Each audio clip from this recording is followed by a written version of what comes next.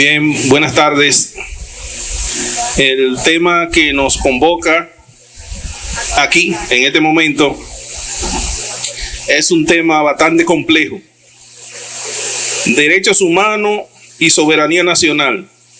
Reflexiones sobre las deportaciones o repatriaciones masivas de haitianos en la República Dominicana. Es un tema de mucha actualidad, de mucha importancia y que vale la pena prestarle atención, porque no prestarle atención en estos momentos de la República Dominicana realmente es una falta grave, gravísima, una falta que podríamos pagar todos a un precio muy alto. Lo primero que voy a intentar hacer es definir los conceptos. Cada vez que uno se enfrenta a un tema, es bueno definir los conceptos que están implicados. En este caso, derechos humanos y soberanía nacional. Debemos comenzar diciendo que los derechos humanos no siempre han existido. Es un concepto, como todo, construido, socialmente construido, que tiene una historia. Podría comenzar por otro sitio, pero voy a comenzar por Sermón de Adviento. Fray Antón de Montesinos, 1511. Se dice que ahí ya en ese discurso de Fray Antón de Montesinos podemos encontrar lo que se llama una génesis de los llamados derechos humanos, porque sencillamente él llamaba a valorar la vida humana en toda su dimensión o en toda su creación, porque era un sacerdote. Se entendía que los aborígenes no tenían alma, o sea, que no tenían un espíritu como tenían los cristianos que venían de España en ese momento. Pero posteriormente tenemos la Declaración Universal de los Derechos del Hombre y del Ciudadano, realizado por la República Francesa en 1789 aproximadamente. Sin embargo, la Declaración Universal de los Derechos del Hombre y del Ciudadano por la República Francesa no incluye necesariamente a la mujer y no incluye necesariamente a todo el mundo, porque quedaban fuera todo aquel que no fuera ciudadano. Y Francia en ese momento tenía colonia de esclavos, tanto en América como en África.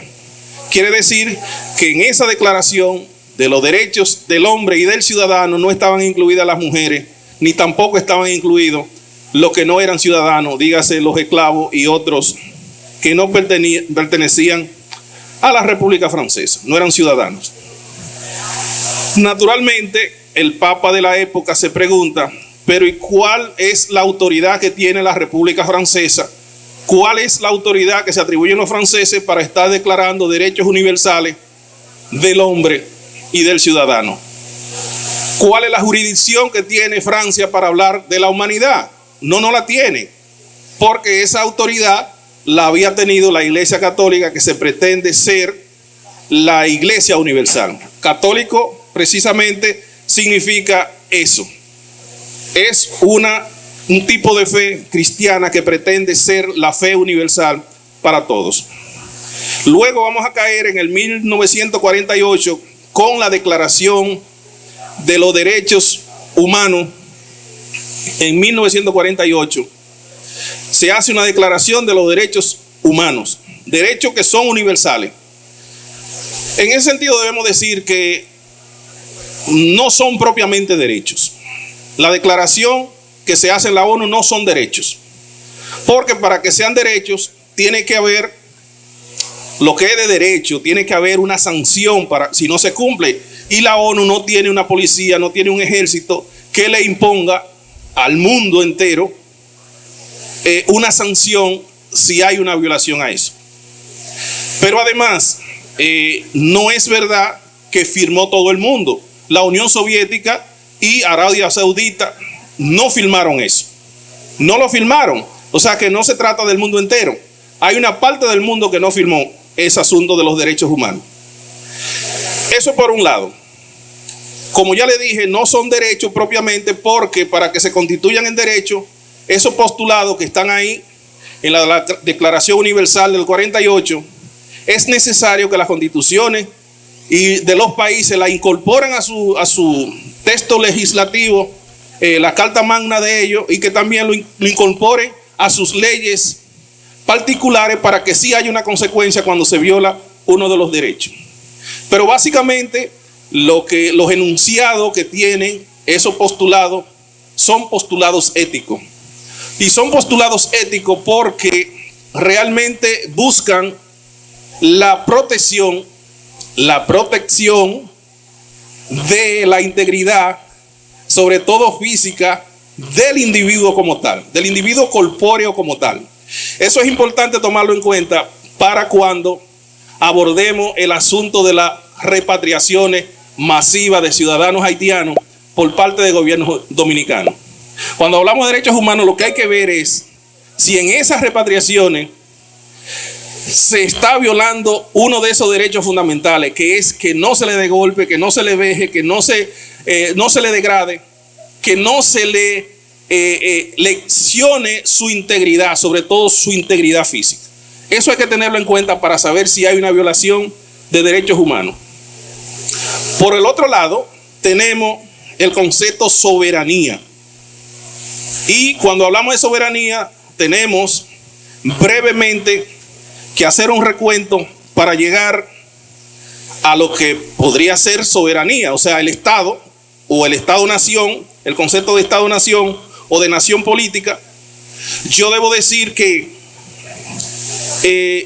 históricamente primero han existido lo que son naciones biológicas, lo que son naciones étnicas, naciones culturales, naciones históricas, y finalmente cuando llega a constituirse un Estado soberano, la nación política. La nación política entonces toda nación política tiene un territorio donde es amo y señor, donde el grupo que gobierna es que se da su propia constitución, que se da su propia ley y tiene autonomía en un territorio equideterminado. Ahora,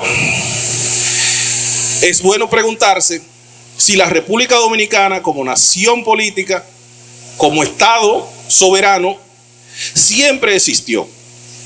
¿Ha existido la República Dominicana desde siempre? Desde que Dios hizo el mundo, como diría Flete, que es cristiano, o desde que nos bajamos de las ramas y comenzamos a hacer sociedad, ¿ya existían los dominicanos? Definitivamente no. República Dominicana o los dominicanos como tal comenzamos a existir en un determinado momento de nuestra historia. Primeros estuvieron aquí los aborígenes, después vinieron los españoles, después llegaron los africanos, y entre ellos hemos hecho una mezcla interesantísima.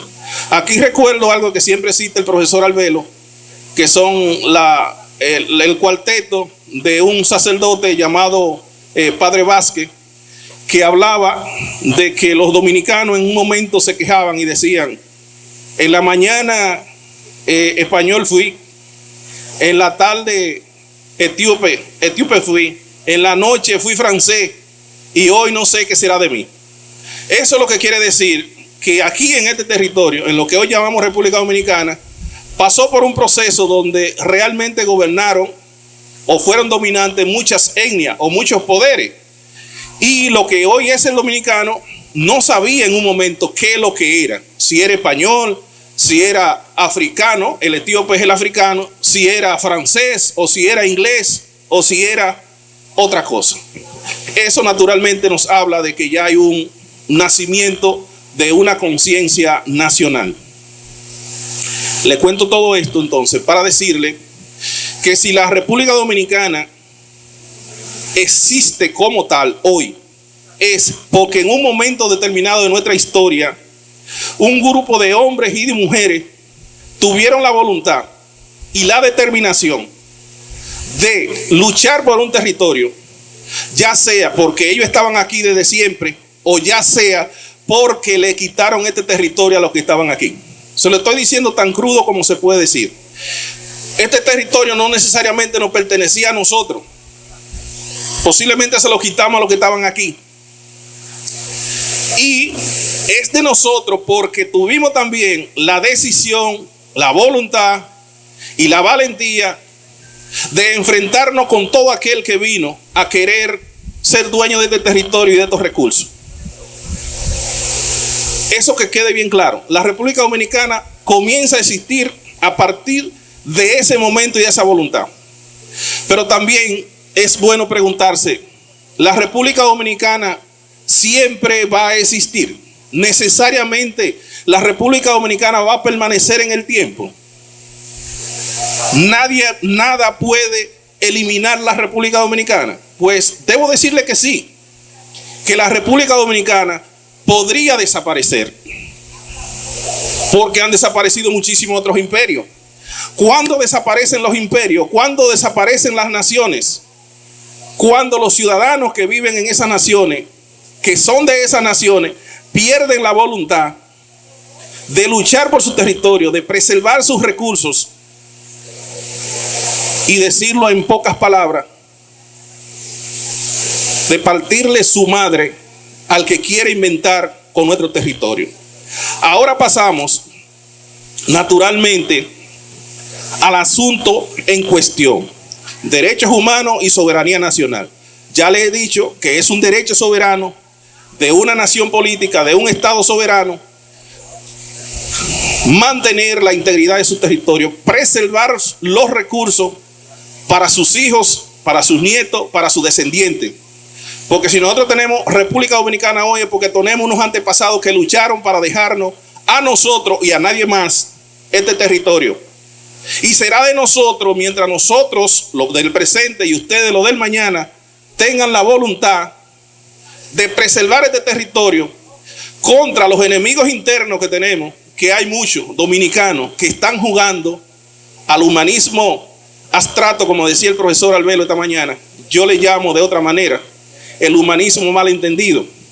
Un tipo de humanismo que pretende que yo deje sin comer a mis propios hijos, que yo deje de darle salud a mis propios hijos, que deje de darle educación a mis propios hijos para darle educación a los hijos de mi vecino.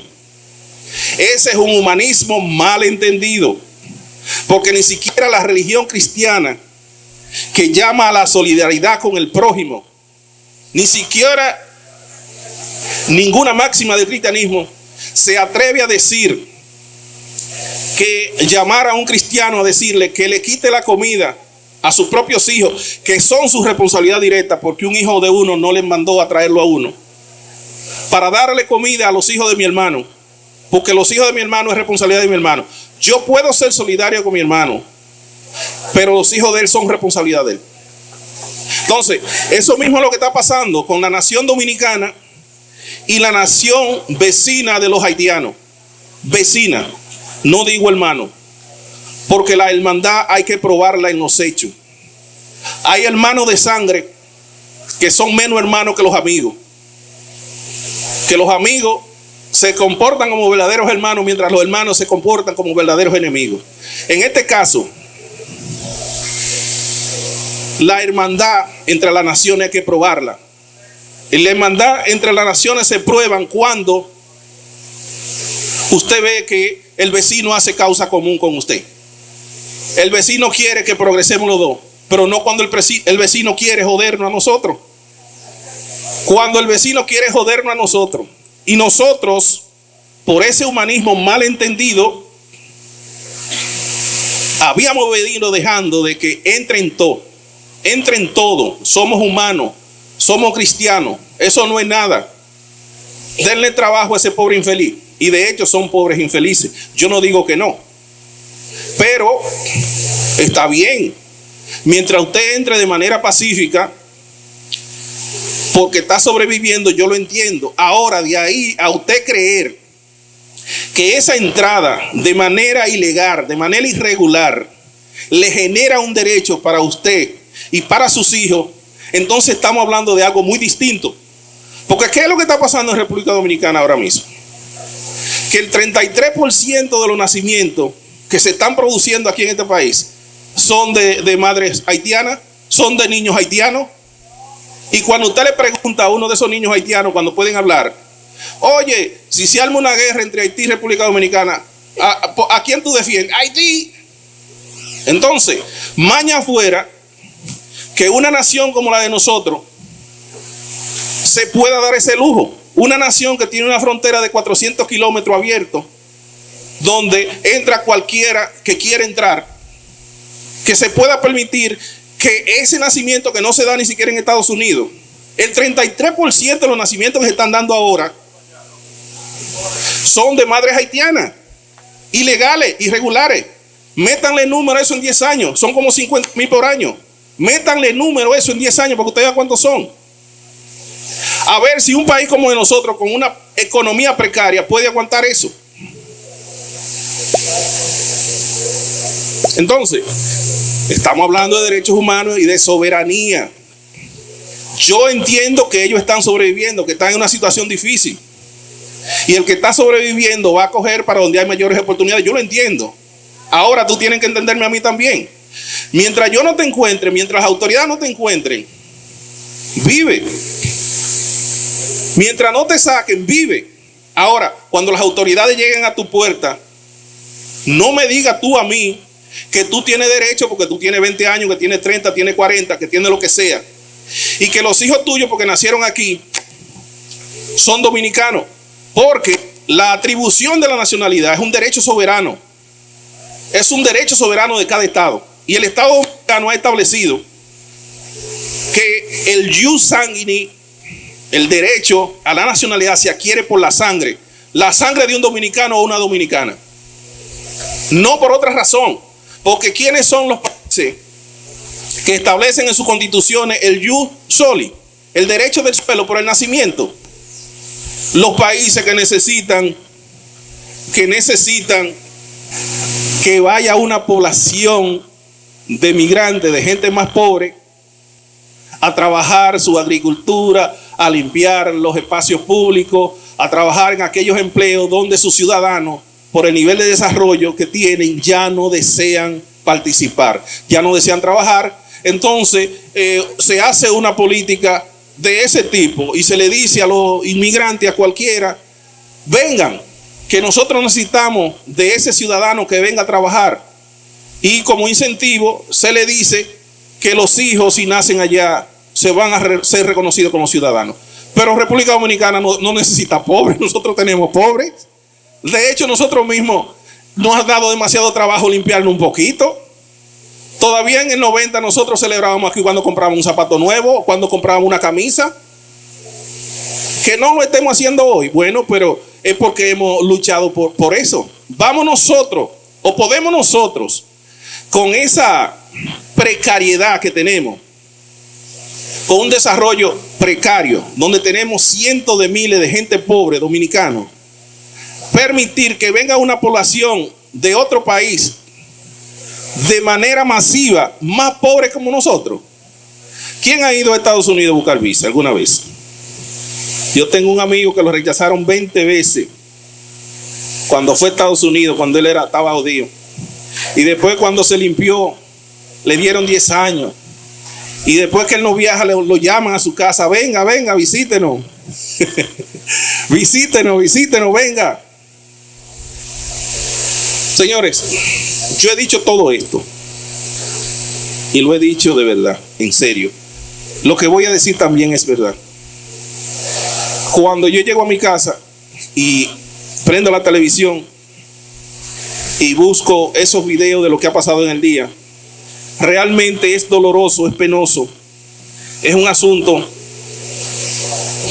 que hay que ser inhumano para que a uno no le dé pena al ver lo que está pasando actualmente en la República Dominicana, donde las autoridades han estacionado en las maternidades, en los hospitales públicos, vehículos de migración, oficiales de migración, para que cuando llega un ciudadano extranjero, pedirle los papeles, y si no tiene documento, se le dan los servicios básicos, se le estabiliza e inmediatamente se ponen a disposición de migración para ser repatriado a su país.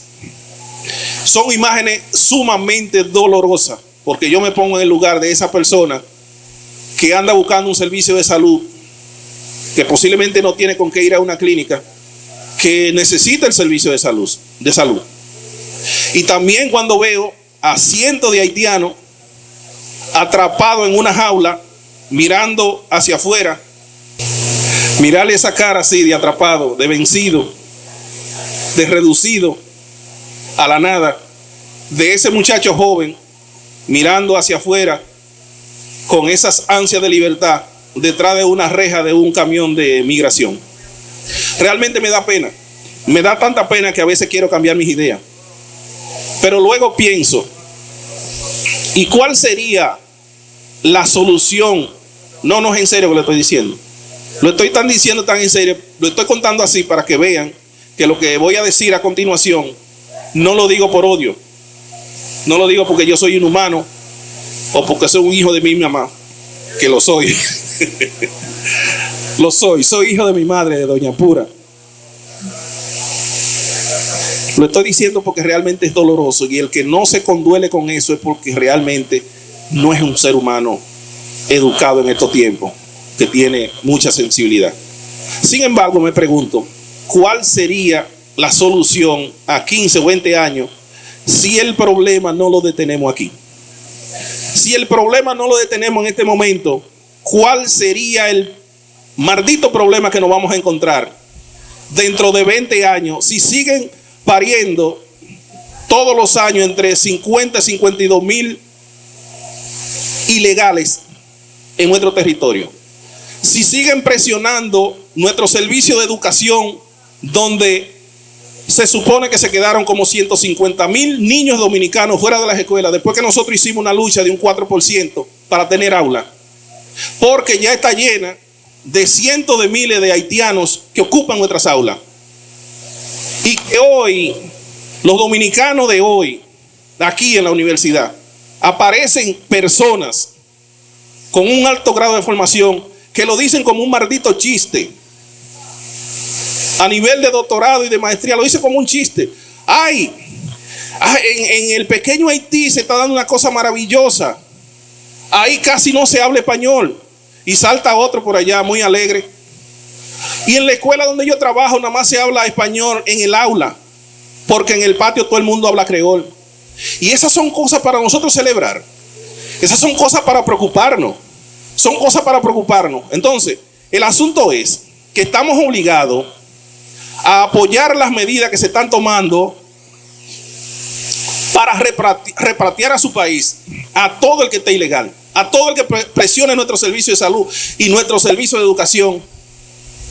Hay que sacarlo ahora, porque de no hacerlo ahora, la consecuencia será peor.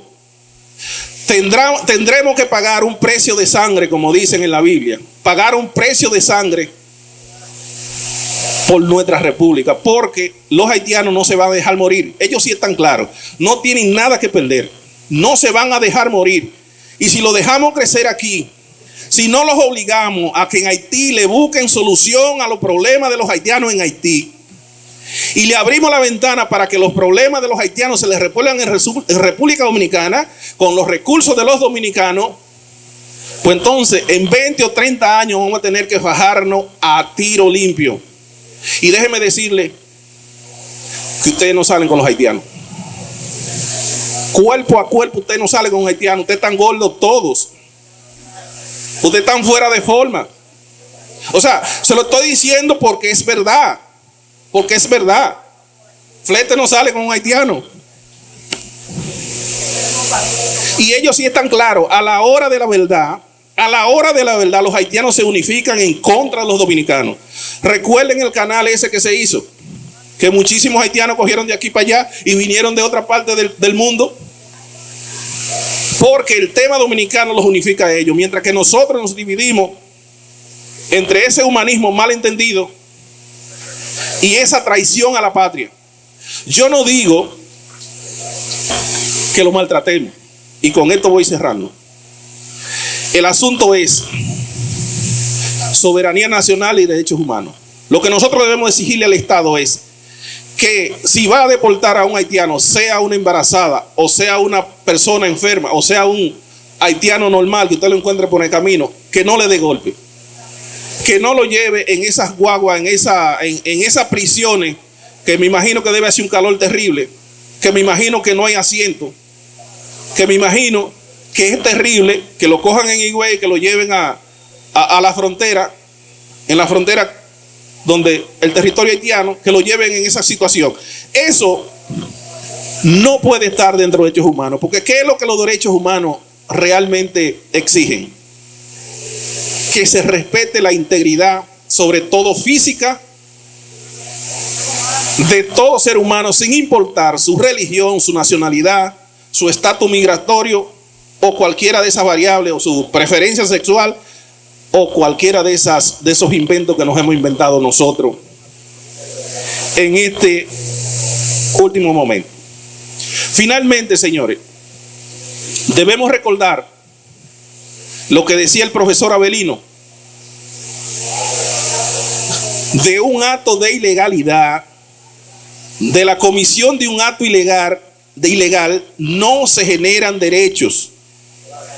Si usted se metió en mi casa, la casa que yo tengo en el campo, porque estoy trabajando aquí, no la visito, no la estoy cuidando, usted la encuentra sola, se mete, o mejor vamos a poner otro ejemplo más claro. Yo tengo mi vehículo ahí mientras estoy hablando aquí.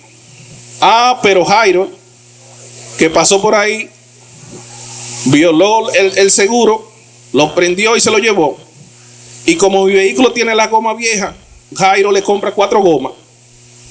Y como no está tintado el cristal, él tinta el cristal. Y como el aire no enfría bien, pues él le pone un aire y le pone luces. Y se gasta ahí 150,000 pesos. Pero 3 meses después, lo atrapa la policía y me llaman: Eulogio, aquí está su vehículo. Pero dice el ladrón que hay que devolverle 150,000 pesos que él le metió al carro en goma, en aire, en tintado y en ponerlo con luces de neón. ¿Acaso tengo yo que devolverle los 150,000 pesos que el ladronazo de Jairo le metió a mi carro, producto de habérselo robado? Porque de la comisión de un hecho ilegal no se generan derechos.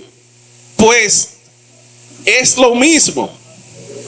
El que entró por la frontera dominicana sin un papelito, sin decírselo a nadie, no puede pretender, aunque tenga 40 años aquí, que ese delito le va a generar un derecho para él o para sus hijos. Para él o para sus hijos. Los únicos dominicanos, los que son dominicanos, son los hijos de dominicanos o de dominicanas. Si los haitianos quieren ser dominicanos, porque se casen con las mujeres dominicanas, o con las haitianas se casen con los hombres dominicanos. No, por así no, porque ellos quieren seguir siendo haitianos. ¿Y cuál es el problema? ¿Por qué el recelo con ellos? Con ese tipo de haitianos, porque hay otros que no, que se han integrado. ¿Cuál es el recelo? Señores, cuando una población que viene a su territorio quiere preservar su idioma, quiere preservar su religión, quiere preservar sus costumbres, quiere preservar su psicología, su grupo no se mezcla, es una cuestión de tiempo para que ellos exijan lo que se llama el derecho de minoría nacional.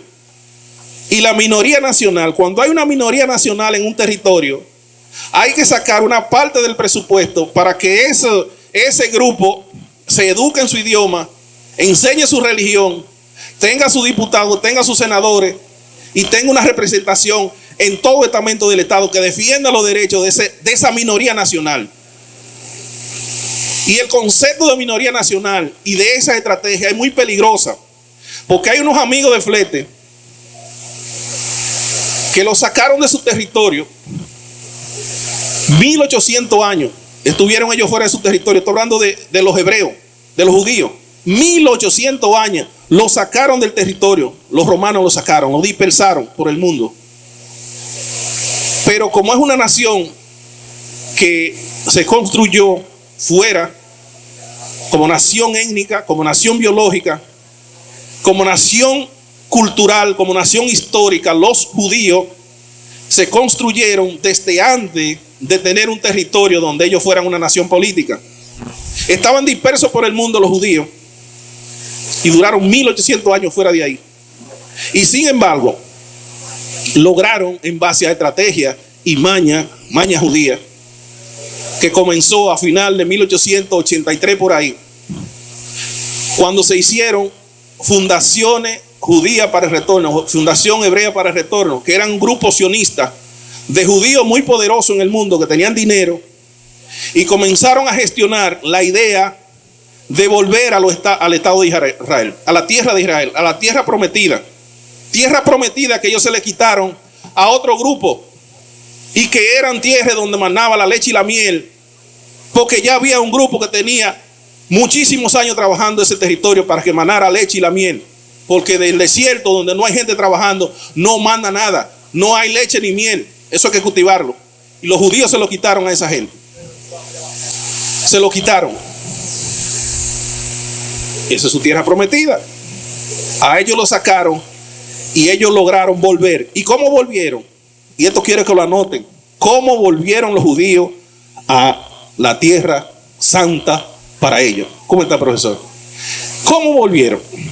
Sencillamente esos grupos sionistas comenzaron a convocar jóvenes judíos en todo el mundo que quisieran volver a Israel, a trabajar como colonos, a trabajar como agricultores, pero con el mandato expreso que cuando apareciera William, un árabe llamado William, que vende 20 tareas de tierra, aparecía ese colono agrícola que llegó con una mano adelante y otra atrás, yo la compro. Y la compraba. ¿Quién le mandaba el dinero? La organización. ¿Y qué hacía él con esa 20 tareas? Entonces que la llenaba de judíos que venían a trabajar, pero también con la misma idea de irse colocando en otro territorio. Y así, con esa maña, cuando se hizo un censo, aproximadamente en 1935, se hizo un censo. Estoy usando una fuente que dio Juan Bosch. En ese momento, los judíos habían comprado el 70% de la tierra con título y ya eran el 55% de la población. En pocas palabras, habían sustituido la población local de los palestinos, la habían sustituido por población judía. ¿Y qué usted cree que pasó? Que comenzaron a presionar para ser declarado un estado, y en 1948 se declaró el Estado de Israel. Abran los ojos, porque si no abrimos los ojos ahora, eso podría pasarlo a nosotros. Quizá no por la inteligencia propia de los mismos haitianos, que no han logrado nunca ponerse de acuerdo entre ellos para desarrollar su país, sino por la inteligencia de otros que sí tienen experiencia de todas esas mañas y que podrían muy bien cogernos a nosotros de lo que ustedes saben, no lo voy a decir. Pues muchas gracias.